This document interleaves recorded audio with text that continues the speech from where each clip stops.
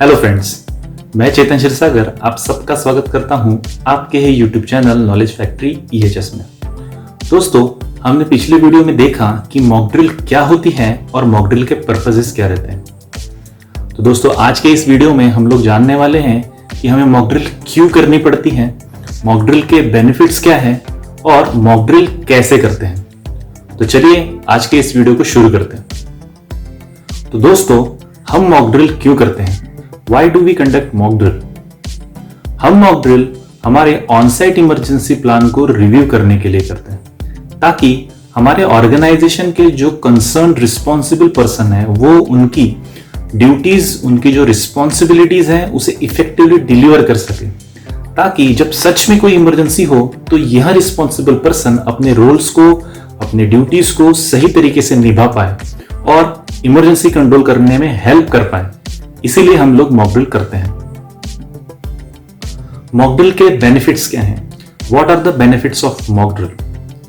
Mock drill का सबसे पहला बेनिफिट है कि हमारे जो कंपनी एम्प्लॉय है, कॉन्ट्रैक्ट एम्प्लॉय है, site main controller, incident controller है, हमारे फायर फाइटर्स, फर्स्ट एडर्स हैं, एम्बुलेंस ड्राइवर है, डॉक्टर है, इन सभी की रोल्स एंड रिस्पॉन्सिबिलिटी की प्रैक्टिस हो जाती है, ताकि जब कभी भी कोई सच में इमरजेंसी हो जाती है तो ये सभी लोग अपना रोल, अपनी रिस्पॉन्सिबिलिटी को बखूबी निभा सकें। यह इसका सबसे पहला बेनिफिट है।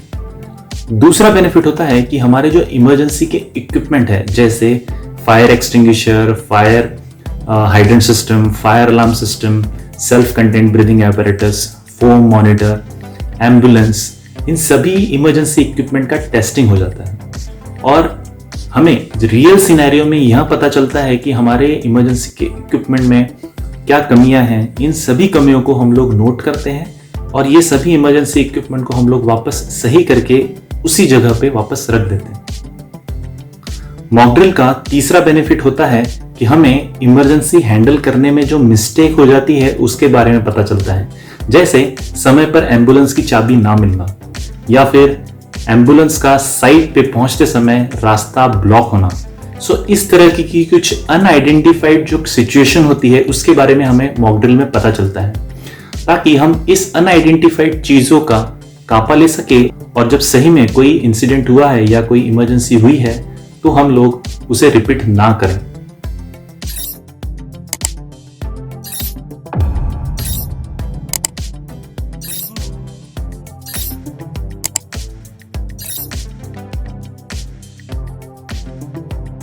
मॉक ड्रिल कैसे करते हैं? How to conduct a mock drill?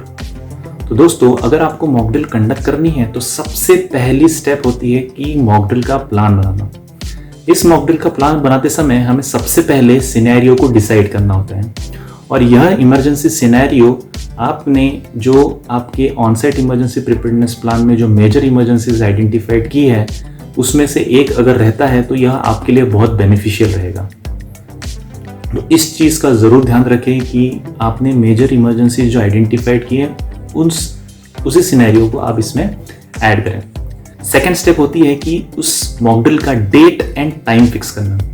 दोस्तों, आपको सबसे पहले डेट फिक्स करनी पड़ेगी एंड उसके बाद में टाइम फिक्स करना पड़ेगा।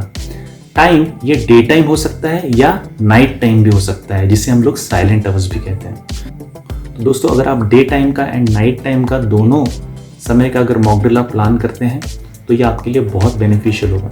क्योंकि साइलेंट आवर्स एक ऐसी सिचुएशन होती है जिसमें रात में सभी चीज़ें नॉर्मल नहीं रहती हैं।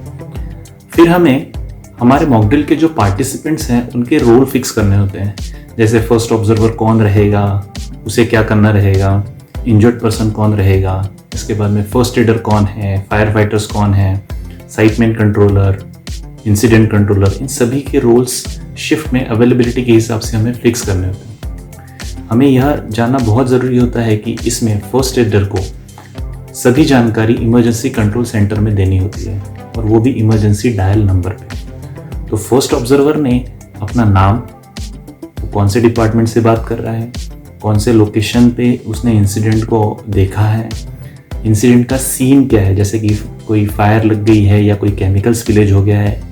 इसके अलावा उसे यह भी बताना बहुत ज़रूरी होता है कि वहाँ पे किसी को इंजरी हुई है क्या, ताकि उस इमरजेंसी को हैंडल करने के लिए इमरजेंसी कंट्रोल सेंटर से सही तरीके की जो हेल्प रिक्वायर्ड है वो वहां पे समय से पहुंच पाए। सेकेंड स्टेप है एजुकेट एंड मोटिवेट वर्कर्स, यानी हमने जो प्लान बनाया है उसमें जितने भी पार्टिसिपेंट्स हैं उन सभी को अपने प्लान के हिसाब से जो इम्पोर्टेंट इंफॉर्मेशन है वो उन सबको बताई जाए, ताकि मॉक ड्रिल करते समय वो सभी लोग अपना जो रोल है, अपनी जो रिस्पॉन्सिबिलिटी है वो सही तरीके से निभा पाए।